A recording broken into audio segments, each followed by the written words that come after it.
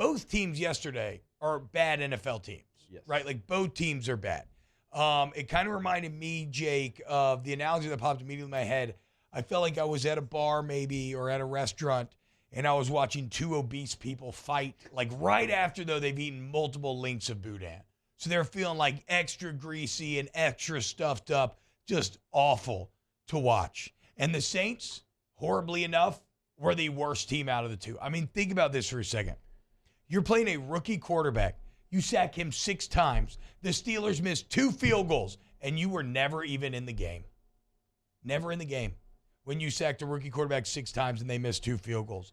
And I said at the beginning of the show, I just don't even think there's a single position group to be excited about or feel good about on this team right now. I mean, I know Chris Olave is good and young for sure, and Alvin Kamara is good, but I mean, yesterday the Saints 186 total yards, 29 rushing yards, 10 penalties for 74 yards, 21 minutes time of possession, 3 of 12 on third down. This is getting into Ron Burgundy so bad I'm almost impressed with how bad. Like, it is truly hard when everybody are paid professionals on the offensive side of the ball that coach and play, Jake. It is hard to put together a box score this ineffective. It was bad. It was bad on the TV copy. I'm sure it would be worse on the All-22. No? No, hell no, dude. No, I ain't watching that. You kidding Why me? would you do that to yourself a second time? Well, not only that, but like there's nothing to carry for it. Like I don't even know who's going to still be on this team. Everything about this year reeks of a full rebuild incoming. It truly does. I mean, on offense, like, oof.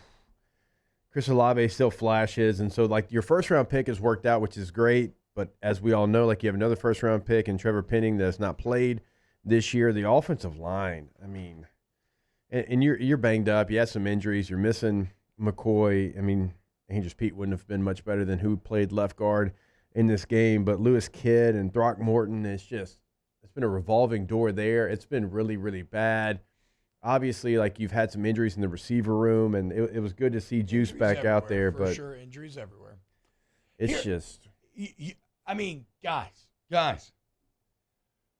We have Andy Dalton throwing the ball to Kevin White with the game on the line in 2022. That's fair. Andy Dalton throwing the ball to Kevin White. That's fair. A receiver that still does not have a career touchdown. Which is wild. On 3rd and 10 with the game on the line in 2022. If that doesn't say, like that single sentence tells you how horribly awry this roster building has gone. What happened to Paulson Adebo as well? I don't know. Did the Monstars come take his talent? Yeah. He was so good last year. Now, anytime you become a piece to becoming the man, it's always a different challenge. And can you handle that? And with Lattimore out, that's what's had to happen. Yesterday he played 84 snaps. He graded out at 40%. Oh my God. And that's been the norm. That's how Kevin White made the team. Cooking Paulson Adebo in practice. Oh man. It's not funny, but it is. Maybe you're onto something. It's I don't even know really what to say about the defensive backfield. And it just, Alontae Taylor, who I do think will be a good pro, he was 32.1% yesterday. Yeah. And it just, when you trade a piece like CD Deuce because you think you have what you need, and look, I know Marcus May was out, he had an illness, but still, it doesn't matter. You traded that for a bag of Skittles. The front office, maybe nobody's reputation has been shot quicker or harder than the Saints front office. Like every decision that Mickey Loomis has made since, I don't know, probably like a year now, maybe Saver drafting Olave just feels awful. Not just bad, but awful. Now, the thing is, like, I understand injuries come into play, and let's discuss that because coming up next, I think there's 2 conversations to be had. First off, like a lot of the Twitter streets are saying, smell that? Kind of smells like SVG, okay? And that's not just because I didn't put on my deodorant this morning, although I do smell as well, and I apologize. But is Dennis Allen starting to smell like Stan Van Gundy a bit? We'll talk about that. And then do you go back to Jameis Winston next here in OTB? Where do the Saints go from here? Because they've had this window that's been open for so long, and we talked about it last week. Was there times that it almost closed, a couple 7-9? Yeah, it almost did, but it never did fully close. And now, T-Bob, it's slammed shut. So I would ask you this, because you know the NFL far, far, far better than I do. I understand that Dennis Allen has gotten dealt a horrible card with these injuries, but I'm kind of, we asked the question, is he starting to feel like Stan Van Gundy? Should this be a one and done? I am starting to lean towards yes, the worse it gets, because I'm not sure that I even think that they're performing well within the context of those injuries. Like, I feel like he's supposed to be a defensive master, and he's been really good on that side of the ball. They should be a bit better defensively. I don't care how many, I guess injuries do play a part of maybe you're playing guys that don't normally play, but 10 penalties for 74 yards is inexcusable. Kind of waffling back and forth between the quarterbacks here. It's just, I guess it's tough for me. Like, Jake, I don't know. Okay, so, what do you think? Like, within the context, the extreme amount of injuries that the Saints have, is Dennis Allen performing well, or is it just like it is, or is he doing badly even considering all that? Yeah, injuries are part of the NFL. No one is ever going to allow you to use injuries as an excuse in the NFL. They're just not.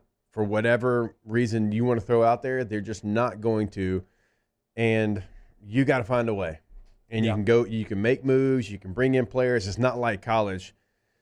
So any team I've ever been a part of, when you tried to use injuries, nobody was having that conversation. Okay. Yeah. But they have. They certainly had those. But you're going to look back and you're going to see that in his career, Dennis Allen's 11-34 as a head coach. And that's the problem, is that when these struggles come, the same way that Josh McDaniels does, his old record starts to loom very large, and it's inescapable. It's inescapable. And it's hard to feel like he is the guy today, at least, that you should continue with moving forward. And even get down to like Pete Carmichael. It is the whole staff, right? Like Pete Carmichael. How are you going to have a 3rd and 1 and a 4th and 1 with the game on the line and Taysom Hill's not in the game for either snap? And then you try QB sneak with Andy Dalton. It makes no sense with the usage of a player like that. But like Taysom's not just the story, obviously, but it's a piece of it. Like what's going on? Yeah, it's like 7 yards a carry. Yes, and you have and just even the threat, T-Bob. Yes. Even if you run with the running back, but Taysom's the one that hands it off. He gives you the threat. The defense has to worry about something else, and it doesn't happen. It's like, in fact, it's like he had the 4 touchdown game. It's like, whoa, that's a little too good. Let's don't do that anymore. It doesn't. There's a lot of things that don't make sense, and it's on all 3 phases, and when you have a situation like this, you take a look at it, if you're management and you're like, do I try to make it happen? Do I continue because I'm the one that made these moves? Do I continue to try to force it? Or do we just say, you know what? Avoid the sunken cost fallacy. We just gotta blow it up. Yeah, I think, and what sucks about that is, again, the front office went from like feeling good about them to they have completely evaporated any goodwill in a matter of a few months. I would say it feels like it's time to blow it up. I would say let Demario Davis go chase rings. Let Cam Jordan go chase rings. They've been incredible Saints. And if they want to stay, hell yes. But, like, they deserve better. Like, the salty vets on this team deserve better that have been here for a while. In the future, T-Bob, not to cut you off there, but the future of it, too, like not having a first-round pick, like that's – man, it makes you a little nervous here. Like, how are you going to find your quarterback? Because Andy Dalton is certainly not your quarterback. Jameis is not going to be your quarterback of the future. Now, you can go sign a free agent quarterback, and the list actually is better than it typically is as far as guys that would be starters in this next quarterback class. But you just, like, we know that the salary cap, and you're up against it. I just don't know where you start. Like, a lot of people in chat probably think you start with Dennis Allen. Yeah, that's a good point. That is the accepted answer today. We'll talk to Nick Underhill about it tomorrow. Mike Tribble and Jameis Winston had a really good sit down on New Orleans on football where Jameis is kind of talking about how like he feels like maybe he shouldn't have pushed himself in the manner that he did in that Tampa game after he had broken his back week 1, saying that, he wanted to play even though he was hurt. And then obviously it led to bad film. And then that when the Saints were like, okay, look, we're going to shut you down so you get healthy, that he said, like, basically, like, okay, but, if the offense gets rolling, I don't want to not have another chance to go back on the field. They said that wouldn't happen. The offense got rolling. That has happened. But, look, man, my whole deal with this is I don't think that Jameis is going to fix this team. right? Definitely not. And I don't think that you've seen anything to say that he is the long-term answer. But Andy Dalton's certainly not the long-term answer, and maybe even less so than Jameis. Like, if a healthy Jameis Winston would play really well, maybe he would feel better about him for a couple more years. But even beyond that, it's simply like, look, if you're playing bad, give the other guy a shot, okay? And Dalton was playing good. Dalton's playing bad now. They basically have the exact same stats on the year. Yeah. If Jameis is telling me he's healthy, I'd give him another shot. I don't expect it to make any great difference, but like I will say this, Jake, if DA does not start Jameis next week, the fans, they're already rebelling very hard against Dennis Allen, so I'm not sure that he cares.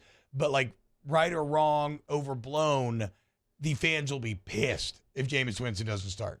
Yeah, so you played Andy because he was taking care of the football at first, yes, and he was making the check down throws when there was nothing down the field. But look, he's reverted to back to throwing into double coverage, not taking care of the football, doesn't treat it like it should be treated.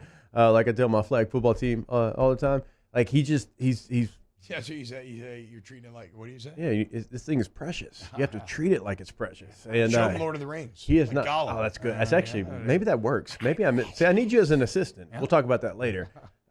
He's not doing it. Zero chance. I mean, come on, I'll pay you. No, guy gets one new job. No. Look, you know how I feel about watching other kids. I know. No. Let's get back because I'll get down that road as well. So Andy Dalton's not doing the things that led him to being your quarterback. Like, there was a little jolt there at the beginning. And look, I was a person just last week saying, all right, it's not time yet. It's now time. Like, whatever you got to do, like, find something new.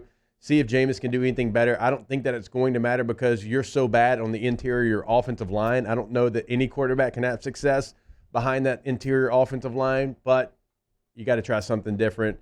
Maybe he can give you something because Andy Dalton's not giving you something right now, and now he's turning the football over consistently. So go ahead, see what you got. Well, and what, Jameis, you paid him for 2 more years, right? And he's like kind of paid, so like you're even incentivized in that regard to maybe play him. And if he can do something, maybe he gets some modicum of trade value. I doubt it on that front. But maybe he is a guy that can help you bridge like a rebuilding gap or something. Look, the Dalton stuff was nice until they realized, oh, wait, we can just play underneath. Like, he's not going to be able to threaten you over the top, and it's just been completely anemic since. So, back to Jameis. For whatever that is worth.